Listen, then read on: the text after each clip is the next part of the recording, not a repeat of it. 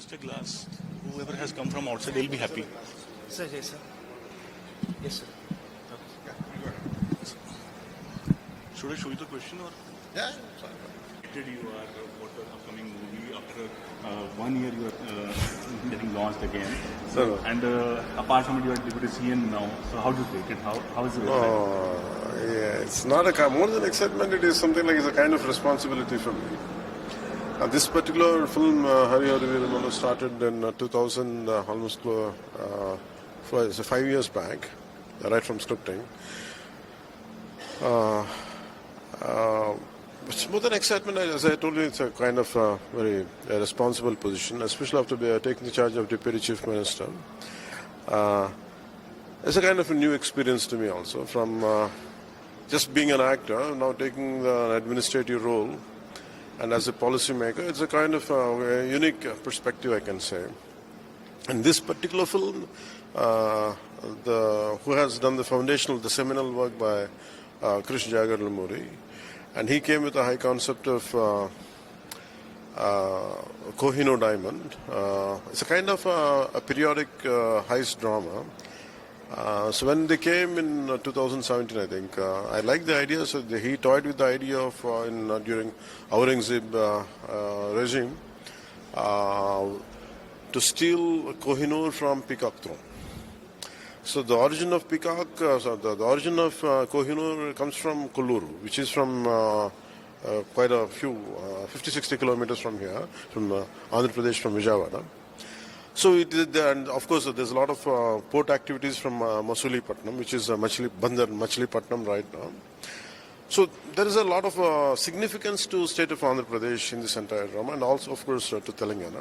How the travel of Kohinoor Diamond, where it was found in Krishna Basin in Andhra Pradesh, and how it went to Nizam. So from there, how it went to how it landed finally with Aurangzeb. So the story starts with how to steal that. So that's the operation. Though seemingly outwardly it looks like a heist drama, but there is a lot of subliminal, there's a lot of layers to it. So one core layer is the regime of Aurangzeb is quite tyrannical, very tyrannical regime. And how the people had suffered, that is a part and parcel which should be, it won't there in the forefront, but it will be there in the background. And one of this climax action sequences ends with a kind of jizya, like, Always when I was reading, when I was in school, it was, the Mughals were more glorified than the rest of the other dynasties, including Kakatiyas or Vijayanagara Empire. We never got to know about it. It's always like the glorification of Mughals. So that's how it started off. But the most interesting part for me to do this film is, for me as an actor, is a revolt against jizya. For being a Hindu, you had to pay tax. For being a Hindu, idol worship was banned, and no musical instruments, no processions, religious processions. And amidst this, I think that's how a major part of the film ends there. I think that part was quite interesting for me, which I had personally conceived and choreographed this part of the film. So stars in Tollywood and Bollywood, they are doing sci-fi movie, romantic movie, but you are in different avatar, holding a trishul and fighting Mughals. It was, frankly speaking, it has got nothing to do with the political situation I'm in or our alliance. It's nothing. It is, I think it very organically it happened. So me being quite an ardent lover of history and how history impacts the contemporary times. So for me, it is also finding my own self through this film.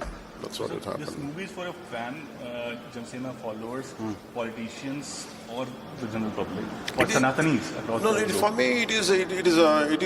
I can say it is not just confined to unlike other films. It is not confined to one genre, one particular age group.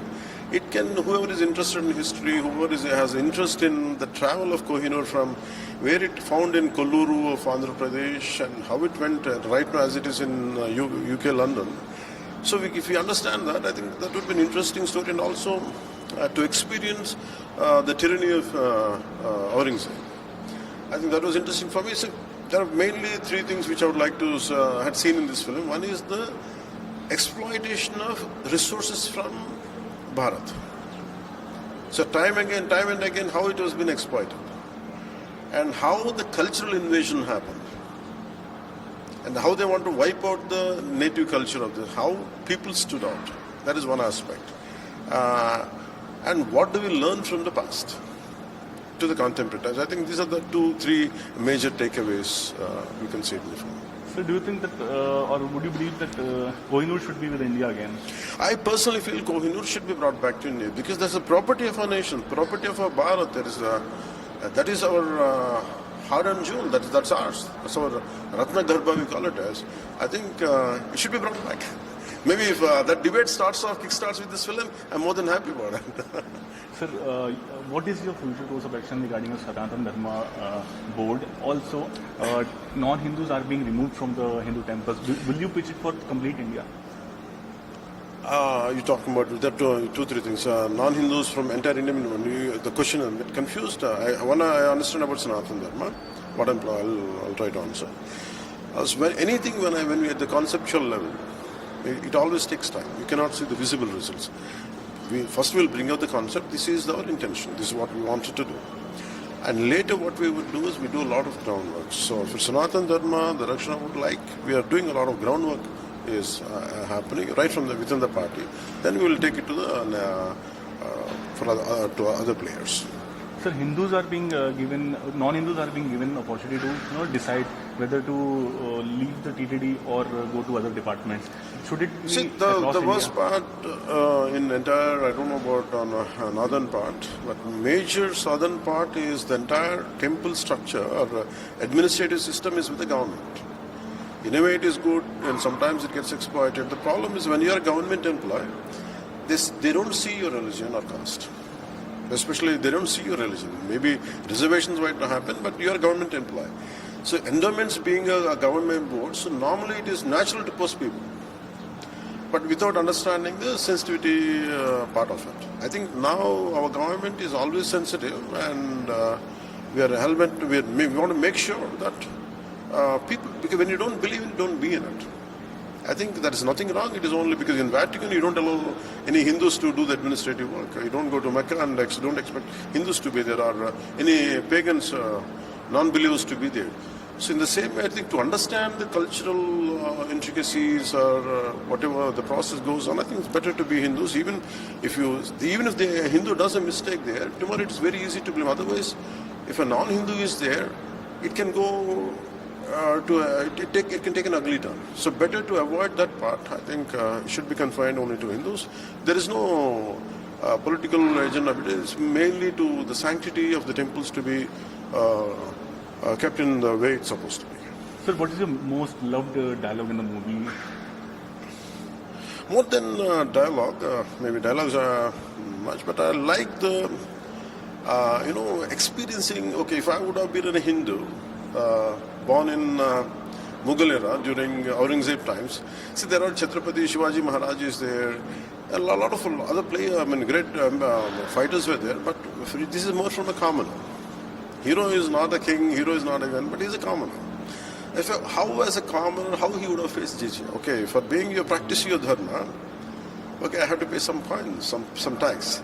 So always that feeling was there in my school days. So I think that I could live up to that, like if I would have been what you said, that kind of the thought. So that is a part of it. Though that's not the main part. That parts get unfolded. So cut karna. So one last question.